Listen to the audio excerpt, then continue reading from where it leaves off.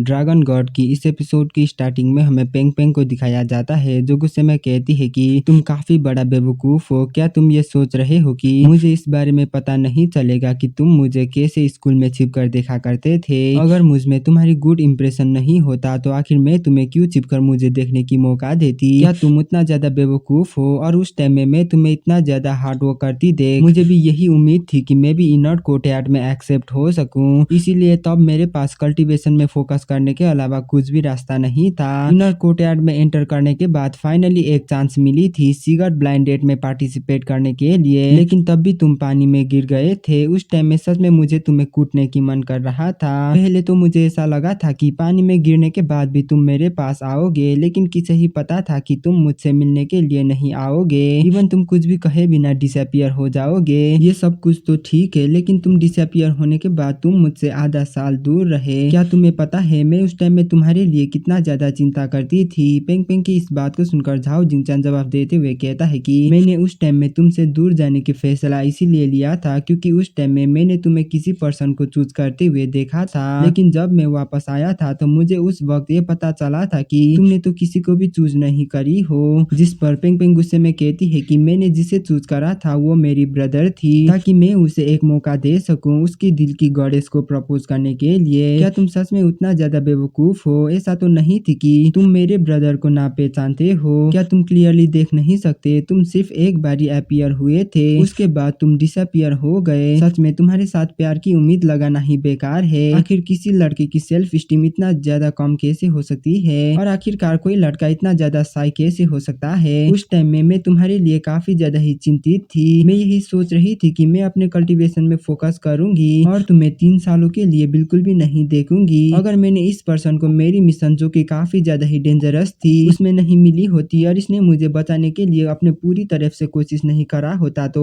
मुझे ऐसा लग सकता था कि इसने मुझे पूरी तरीके से भूल दिया है। और अभी आधा महीने पहले ये बेवकूफ मेरे पास आकर मुझे ये पूछा था कि क्या मैं ब्लाइंड डेट में पार्टिसिपेट करूंगी या नहीं। देखो तो उस टाइम में इसके पास मुझे ये पूछने की हिम्मत थी, लेकिन ये बताने के लिए हिम्मत नहीं था कि वो मुझे पसंद करता है। आखिर ये किस तरीके की बेवकूफ इंसान है? क्या तुम्हें ये पता है मैं उस टाइम में कितना ज्यादा डिस्परेट हो गई थी? मैं सच में उस टाइम में इसे मार देना चाहती थी। उसके बाद तुम इस सीगर्ट ब्लाइंड डेट में आ गए और ये कहने लगे कि तुम किसी भी लड़की को चूज करोगे, जो भी लड़की तुम्हें चूज करेगी, है ना? क्या तुम सच में मुझे भूलने के लिए तैयार थे? तो झाओ जिंगचान भी कुछ जवाब देने की कोशिश करता है, लेकिन तभी पेंग पेंग उसे कहती है कि अभी भी तुमने अपनी वादा को रखने की हिम्मत नहीं करा तो तुम हमेशा हमेशा के लिए मुझे खो दोगे। और भाई लोग इसी के साथ होस्ट भी कहता है कि ब्रदर झाओ ये सही टाइम है तुम्हारी साहस सभी को दिखाने के लिए। तुम पास्ट की कुछ सालों से काफी साई रहते आए हो, लेकिन आज सभी लोगों के सामने बता दो कि तुम हमारी बिग सिस्टर पेंग को प्यार करते हो। जिसे सुनकर झाओ जिंगचान भी पेंग पेंग की हाथों को पकड़ते हुए कहता है कि पेंग पेंग मुझे माफ करना, इन सभी चीजें मेरे ही गलती की वजह से हुई थी। मेरी लो स्टीम की वजह से मेरे पास साहस नहीं है ये मानने के लिए कि मैंने बिन बजाए पास्ट की कुछ सालों ऐसे ही वेस्ट कर दी है। और अभी मैं तुम्हें काफी ज्यादा ही पसंद करता हूँ, मैं तुमसे सबसे ज्यादा पसंद करता हूँ और मैं तुम्हें तब से पसंद करता हूँ जब मैंने तुम्हें पहली बार देखा था। बाद में जब मैं तुम्हें और भी ज्यादा पसंद करने लगा था तो उस टाइम में मैं ऑलरेडी तुम्हें प्यार करने लगा था। सच तो ये है कि जब मैं इस सीगर्ट ब्लाइंड डेट में आया था तब मैंने यही सोचा था कि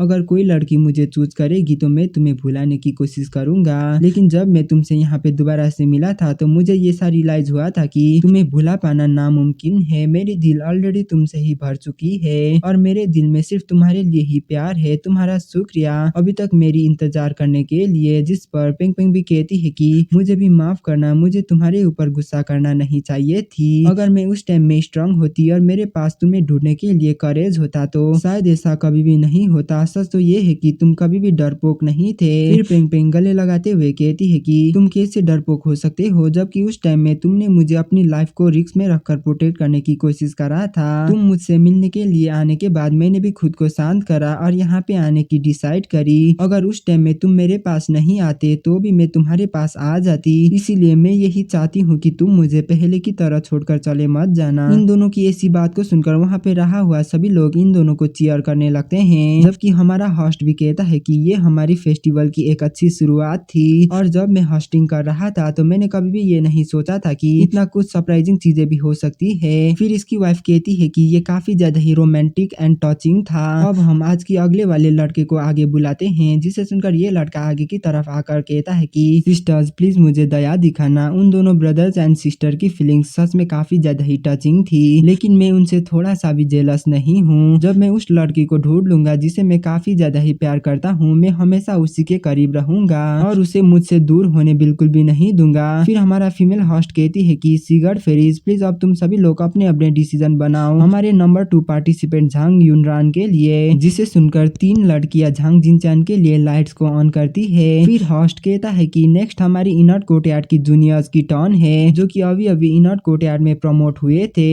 और इस जूनियर का नाम लान ज्वान्यू है। मैं दोबारा से सभी सिगर्ड फेरीज को ये रिमाइंड करना चाहता हूँ कि इस जूनियर ने ऑलरेडी सोच बना चुका है, इसलिए तुम सभी लोग अपने अपने चॉइस को सोच कर लेना। फिर वो ज्वान्यू को चिढ़ाते हुए कहता है कि ज्वान्यू मैं यही उम्मीद करता हूँ कि जिस सिगर्ड फेरी को तुमने चूज करा था वो सिगर्ड फेरी जानबूझकर तुम्हारे लिए लाइट्स को ऑफ ना कर दे। तो ज्वान्यू भी परेशान होकर कहता है कि तुम बकवास करना बंद करो। फिर होस्ट कहता है कि सिगर्ड फेरीज अब तुम सभी लोग अपने अपने चॉइस को बना सकते हो। होस्ट की इस बात को सुनते हुए भी कोई भी लड़कियां लाइट्स को ऑफ नहीं करती है, इसलिए होस्ट परेशान होकर कहता है कि आखिर तुम सभी लोगों को क्या हुआ सिगर्ड फेरीज, अब ये तुम सभी लोगों की चूज करने की टाइम है, इसलिए तुम सभी लाइट्स को भी ऑफ या ऑन कर सकते हो। क्या तुम अपने लाइट्स को इस जूनियर ब्रदर के लिए ऑन रखना चाहोगे? लेकिन जूनियर ब्रदर तो पहले से ही किसी को प्यार करता है। इसे सुनकर वहाँ की सभी सिगर्ड फेरीज गुस्से में कहती है कि तो क्या हुआ, अगर वो किसी लड़की को प्यार करता है तो क्या हम हमारे लिए फाइट कर नहीं सकते? जिस पर होस्ट ज्वान्यू को कहता है कि जूनियर क्या तुम्हें पता है अब तुम यहाँ की सभी लड़कों की पब्लिक एनिमी बन चुके हो? तो ज्वान्यू भी कहता है कि मेरे पास ऐसा करने की हिम्मत बिल्कुल भी नहीं है। फिर वो थोड़ा सा शर्मा कर कहता है कि वैसे तो ये सिर्फ हम दोनों की रिलेशनशिप के लिए सिर्फ एक फॉर्मेलिटीज ही है, लेकिन फिर भी सच में मैं अभी जीजू को यहाँ से ले जाना चाहता हूँ, क्योंकि मैं यहाँ पे ज्यादा परेशानी खड़ा करना नहीं चाहता हूँ। फिर इसी के साथ होस्ट कहता है कि अब अगली जूनियर नंबर 4 की बारी है, प्लीज अपने चॉइस को बनाए। और भाई लोग अभी छोड़ाओ की बारी में सिर्फ एक ही लड़की लाइट को ऑन रखती है, जिसे देखकर होस्ट कहता है कि सच में जैसे कि मैंने पहले सोचा था, सच में यहाँ पे सिर्फ एक ही लड़की ने इसके लिए लाइट को ऑन रखी है। जिसे सुनकर छोड़ाओ भी कहता है कि सीनियर तुम तो मुझे ऐसा मत कहो। फिर फीमेल होस्ट कहती है कि देखकर ऐसा लगता है कि जिस पर्सन को तुम इंतजार कर रहे थे उस पर्सन ने तुम्हें एक अपॉर्चुनिटी दी है, इसलिए तुम दोनों ही आगे की तरफ आ सकते हो। तो छोड़ाओ भी खुश होकर कहता है कि मुझे पता था कि तुम मुझे ही चूज करोगी। और भाई लोग इसी के साथ यहाँ पे पियो छियाओ जो आगे की तरफ आ जाती है। फिर छोड़ाओ कहता है कि पहले मुझे कभी भी ऐसा नहीं लगा था कि तुम इतना ज्यादा सुंदर हो, लेकिन सडनली आज मुझे ऐसा महसूस हो रहा है कि तुम आज काफी ज्यादा ही सुंदर हो गई हो और मेरी ओपिनियन में सिर्फ तुम मुझे ही पसंद कर सकती हो।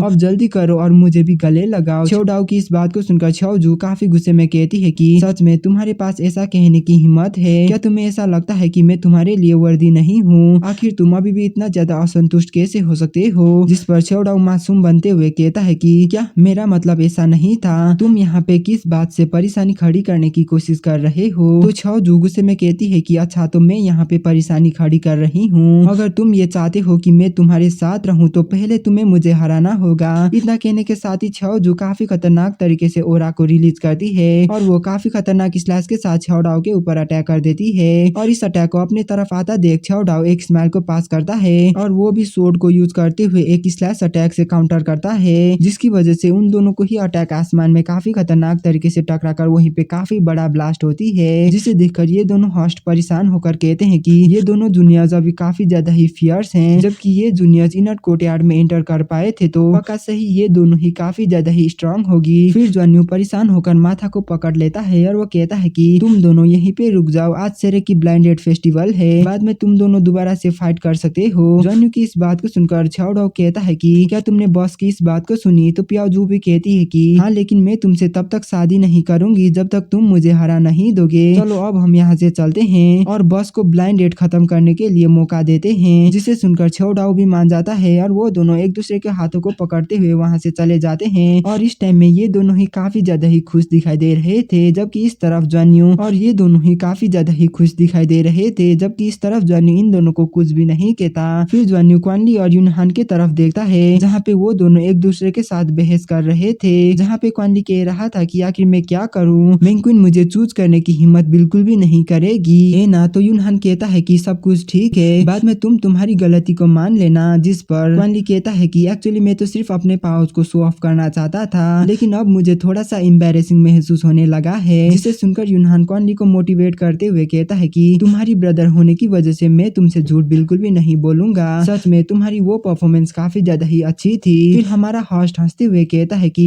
ओके, तो अब लाइट को ऑफ करने की बारी जूनियर ब्रदर क्वान ली के लिए है। और हाँ, ये जूनियर ब्रदर वही है जिसने पहले जाइंट गोरिल्ला की तरह हरकत करा था। होस्ट की इस बात को सुनकर क्वान ली गुस्सा होने लगता है। फिर हमें दिखाया जाता है कि वहाँ की सिगरेट फेरीज लाइट्स को एक के बाद एक करके ऑफ कर रही थी, जिसे देखकर क्वान ली परेशान होकर कहता है कि मेन क्वीन प्लीज तुम मेरे ऊपर गिव अप मत करना। और भाई लोग, किसी के साथ एक लड़की क्वान ली के लिए लाइट को ऑन करती है, जिसे देखकर होस्ट खुश होकर कहता है कि वाह, सच में ये दोनों ट्रू लवर्स हैं, तुम दोनों प्लीज आगे की तरफ आ सकते हो। तो क्वान ली भी आगे की तरफ चले जाता है, जबकि यूनहन कह रहा था कि अगर ऐसी ही बात है तो मेन क्वीन अभी भी तुम्हें समझ सकती है। और भाई लोग, किसी के साथ क्वान ली और मेन क्वीन दोनों ही आगे की तरफ आ गए थे। और अगर बात किया जाए तो अभी के टाइम में मेन क्वीन काफी ज्यादा ही सुंदर लग रही थी, इसलिए वहाँ की कुछ लोग कह रहे थे कि आखिर कौन ही लड़की ऐसी बेवकूफ लड़की को चूज करेगी। फिर दूसरे लड़का कहता है कि अनएक्सपेक्टेडली वो लड़की सच में काफी ज्यादा ही खूबसूरत है। फिर तीसरा लड़का कहता है कि शायद लड़कियां उसी लड़के को पसंद करती है जो उनके साथ ट्रिक करे। फिर हमें क्वान ली और मेन क्वीन को दिखाया जाता है, जहाँ पे ये दोनों ही काफी ज्यादा ही शर्मा गए थे। फिर क्वान ली माफी मांगते हुए कहता है कि मेन क्वीन, आज तुम काफी ज्यादा ही खूबसूरत दिखाई दे रही हो, मुझे माफ करना कि मैंने तुम्हें शर्मिंदा करा। तो मेन क्वीन हंसते हुए कहती है कि तुम चिंता मत करो, सब कुछ ठीक है। जिसे सुनकर क्वान ली कुछ कहने की कोशिश करता है, लेकिन तभी मेन क्वीन एक स्माइल के साथ कहती है कि मैं तुम्हें अच्छी तरीके से जानती हूँ, तुमने सिर्फ वैसा इसीलिए करा था ताकि तुम दूसरों को तुम्हारी एबिलिटीज को दिखाकर खुद को प्रूव कर सको। जिस पर होस्ट कहता है कि सच में ये जूनियर काफी ज्यादा ही ब्रॉड माइंडेड है। तो मेन क्वीन कहती है कि नहीं, ऐसा बिल्कुल भी नहीं है, शायद तुम सभी के आंखों में ये बेवकूफ लड़का ब्रॉड माइंडेड हो सकती है, लेकिन फिर भी इसने मेरे लिए जो भी करा है इसके कंपैरिजन में मैं इसके लिए कुछ भी नहीं कर पाई हूँ। आज की इतना ज्यादा इम्पोर्टेंट मोमेंट में सिर्फ इतना छोटी सी मैटर की वजह से मैं कैसे नाराज हो सकती हूँ। इस चीज से कोई भी फर्क नहीं पड़ती है कि दूसरे लोग उसके बारे में क्या सोचते हैं, लेकिन फिर भी मेरी दिल में वही बेस्ट है। फिर मेन क्वीन क्वान ली को कहती है कि क्वान ली, बहुत बार मैंने तुमसे खुद को भी ज्यादा ट्रस्ट करी हूँ। जब भी मैं डाउट में होती थी तुम हमेशा मेरे साथ में होते थे, जब भी मैं डेंजर में पड़ जाती थी तुम हमेशा मेरे साथ होते थे मुझे मदद करने के लिए। ये जानने के बाद भी मेरे पास काफी सारे कमियां हैं, फिर भी तुम हमेशा मेरे साथ रहने के लिए आए। वैसे तो मुझे ये पता नहीं है कि आखिर प्यार के बारे में कैसे बात करते हैं, और मैं ये भी नहीं जानती हूँ कि क्या मैं फ्यूचर में एक अच्छी गर्लफ्रेंड या वाइफ बन पाऊंगी या नहीं, लेकिन फिर भी मैं तुम्हारी सभी थॉट्स को रीड कर सकती हूँ। आज सभी के सामने मैं तुम्हें ये बताना चाहती हूँ कि मैं भी तुम्हारे साथ हमेशा हमेशा के लिए रहना चाहती हूँ, क्योंकि मेरे दिल में सबसे बेस्ट तुम ही हो। मेन क्वीन की इस बात को सुनकर क्वान ली काफी ज्यादा ही इमोशनल हो चुका था और उसके आंखों से आंसू भी बहने लगा था। फिर क्वान ली कहता है कि वैसे तो मुझे पता था कि हम दोनों एक दूसरे को चूज करेंगे, लेकिन मैंने ये कभी भी नहीं सोचा था कि ऐसा कुछ भी हो सकता है। हम दोनों मिले हुए पूरे 7 साल हो चुके हैं, लेकिन फिर भी अभी तक हम दोनों सिर्फ एक दूसरे को समझ ही पाते थे। हम दोनों साथ में होने के बाद भी तुम रियरली ही प्यार के बारे में कुछ कहती थी। आज मैंने ऐसा होगा कभी भी नहीं सोचा था। मेन क्वीन, मैं तुम्हें काफी ज्यादा ही प्यार करता हूँ, सच में मैं तुम्हें सबसे ज्यादा प्यार करता हूँ। और भाई लोग, इतना कहने के साथ ही क्वान ली मेन क्वीन को उठाकर गले लगाता है, और इस चीज को देखकर जॉन न्यू यूनहन और सभी लोग काफी ज्यादा ही खुश हो गए थे। फिर क्वान ली मेन क्वीन को गोदी में लेकर कहता है कि सभी लोग, तुम सभी लोगों को बहुत बहुत शुक्रिया हमारे लिए प्रे करने के लिए। क्वान ली तो ऐसे ही सभी लोगों को शुक्रिया अदा कर रहा था, जबकि इस तरफ मेन क्वीन शर्माते हुए वहाँ से जल्दी से जाने के लिए कह रही थी। फिर दो होस्ट उन्हें ही यहाँ से जाते हुए देखते हुए कहते हैं कि हमारी इस साल की सिगरेट ब्लाइंडेड फेस्टिवल सच में काफी ज्यादा ही एक्साइटिंग है। तो फीमेल होस्ट भी हाँ करती है और वो कहती है कि सभी लोग चलो अब सिगरेट ब्लाइंडेड की सेकंड स्टेज को शुरू करते हैं, जिसका नाम लव एट सेकंड साइट है।